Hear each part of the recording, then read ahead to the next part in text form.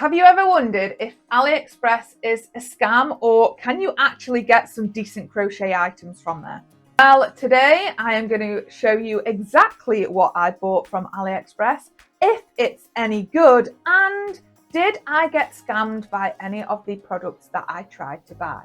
Stay tuned for all things yarn and amigurumi supplies, and there's a little bit of a tool in here that I've never really used before, but I thought I would give it a whirl for this video. Alrighty, so we are going to kick off with amigurumi supplies first, and I have two things for amigurumi supplies. Now, if you have seen my Temu haul videos, you will know that I like to find things that are a little bit different to bring you guys to see exactly how you can use different things with your amigurumi, and these two do not disappoint. Our first supply is one that I've not really seen before. I went on the hunt for things like horns or antlers that you could use in your amigurumi, and I came up with these. Now, these are little duck mouths that you can attach on, so they're like a safety eye, but they're a little duck mouth. And they're adorable. I am hoping we can see just what they look like, but they are super cute. I cannot explain. When I saw these, I was like, oh, I need to make stuff with them. You can see there they have the safety eye back on them. So then what you're going to do is you're going to clip them on to your amigurumi. Now, I haven't used them yet. I am planning on trying to incorporate them into a duck pattern of my own. We will see how it goes, but I am really excited to use them, and I cannot wait to see if they do look good or if they're going to look a little bit cursed. Our second amigurumi supply is one that I know you will have seen around such a lot, and when these first were trendy and popular, they were a nightmare to get hold of, but you can buy them on Aliexpress, and it is these. Now, it's looking a little bit odd, but bear with. When I squeeze it, you'll know exactly what they are. They are the stress ball type toys that you put inside an amigurumi, and then you squeeze it, and it makes that like pop out of the mouth, or you could have it with an eye on. It could be like a cyclops or something. I have wanted some of these to make my own amigurumi with for so long. I am only just getting my hands on them. I did a crochet kit review for High Crochet last year that included these. So I'm going to whip up some funky little characters with them and see exactly what we can do with them. Okay, so our next section is our yarn section. Now, I actually bought 6 balls of yarn.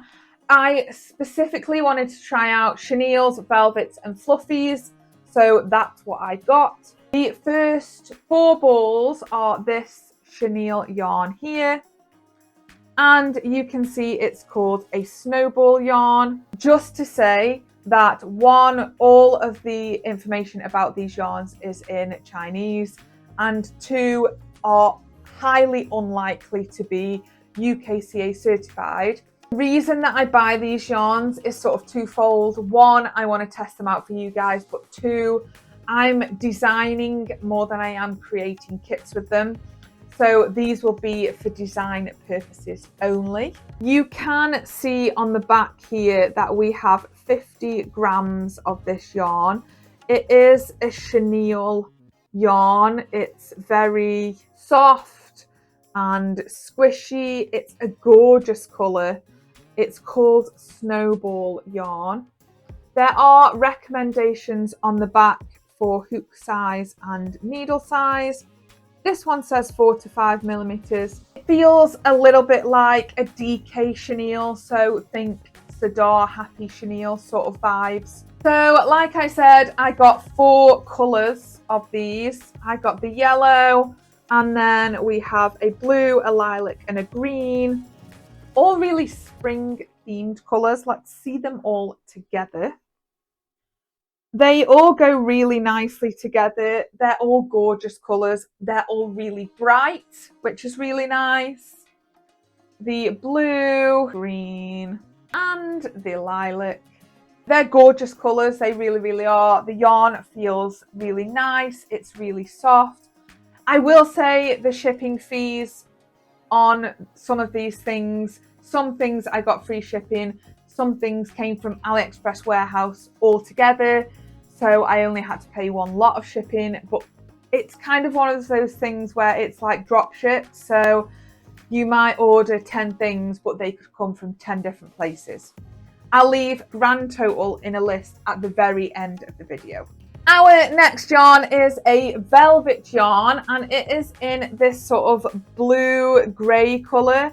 I have absolutely no idea what it is called. This is the front of the label. They have got recommended needle sizes. It's 7mm. I think the feel of this yarn is gorgeous. It is a velvet yarn. Again, all of the information is in Chinese on the back of the yarn label. There are QR codes. I will show you them, and then if you want to scan, you can. Feels gorgeous, really nice colour. Just don't know why I didn't order any more of this, because it's really nice yarn actually. And finally, in our yarn section, this is a bit of a wild card, and it is this fluffy number. And it's hot pink. Well, reasons I wanted to buy it. 1, it's fluffy, and 2, it's hot pink. But also because, oh, it's a centre pull. Very, very good. I'm impressed by that. I wanted to try out some of this sort of fluffier style yarn.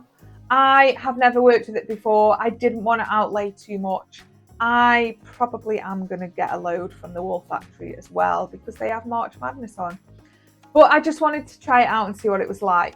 First impressions, 1, it hasn't got a yarn label. Interestingly, as I'm looking at these bags, every single bag has who's made this yarn on it. It does tell you in English what the yarn is. So for the yarn that I've just showed you, thick velvet yarn, and it tells you exactly who's made it. And this one here is Fuzzy Fuzzy Yarn Eyelash for DIY crochet knitted projects. The colour is Garnet. Different manufacturer, Changshu Hal Textile Company. 1 skein, 50 grams. That's all it gives you though. There's no sort of, this is what hook size should use. So there's no yarn label for this one. I would just say experiment if you're going to get it. It's so soft, I can't help but stroke it.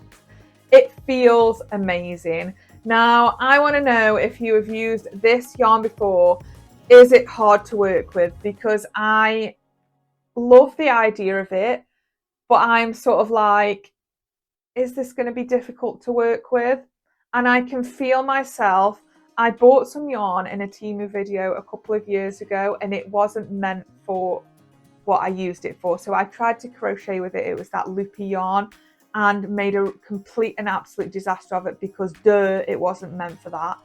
So I've got sort of that PTSD coming back of, am I going to try and do something with this, and it's just going to be a total disaster. So if you've used it in the comments, let me know. Is it difficult to work with or not? Okay, and our final section is random tools section. Now, I've only bought 2 things for this. The first is a packet of stitch markers, and they're all really, really cute. And I just thought, you know what, I'm going to give it a whirl and grab some. And I got the cat ones because, shock horror, I love cats. So they have come, and they are adorable. They come on this sort of loop, so we'll take that off the packaging. It's like a keychain, so you can loop it up at the top there, and it keeps them all nicely on there. They are quite large lobster clasps, so let's take one off. But this is our stitch marker. Oh, it is adorable though. But you can see here that it's quite a big lobster clasp. That doesn't bother me. I'll use it for littler projects. It's going to be great for chunkier yarn because it's big. Doesn't bother me at all. I'll use it for littler projects. I'll use it for bigger projects. It's absolutely fine. So they come in, are they all different? They are all different as well. So we have a little grey cat, black and white, white and grey stripy, calico, black, brown and grey stripy.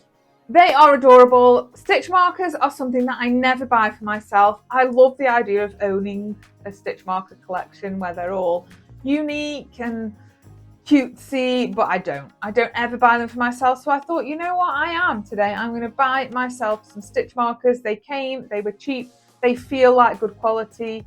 I will let you know via Instagram stories. So if you're not following me over there, head on over there and follow me. If they break or if they're rubbish, all of that sort of good stuff you will find out over on Instagram. And finally, this is the odd tool that one, I've never used before, but two, just fancied giving it a whirl. And it is this I-cord maker. Now, the box is battered. It looks real old, but this is my item that I feel like this could be the scam. So far, everything I've ordered is exactly what I've got. But this makes me feel like by looking at it, it's just like been thrown from some sort of big container onto the shipping. It's so dirty and dusty. I'm just like, I don't know if you'll see how dirty and dusty it is, but this is what it is. I've sort of gone around it. It works doing this. I need to work out the instructions. I'm going to work out the instructions. I'm going to thread it with some yarn and we're going to see if it's going to work. So it broke. On the leaflet it says lightweight yarns. Thin yarns such as fingering weight, baby weight or sport weight work best. Do not use standard 4-ply, worsted weight or heavier yarn. So I kind of thought, right, I've got like a self-striping yarn that's not really a DK, but it's not lace weight. Tried that first, wasn't going to work, so I thought, okay, let's stop. Used a cotton yarn, which is quite thin, and it broke. One of the needles just completely snapped and came out of its housing. The machine won't turn. When I was doing it and it hadn't snapped, it wasn't coming through the bottom. So this is either user error, which it quite possibly could be, or this is one of those buyer beware sort of scenarios. If you're gonna buy something like this, like a machine that you would expect to work from somewhere like Aliexpress, then buyer beware, because I know I certainly wouldn't be buying electronics and things from there. This is a cautionary tale.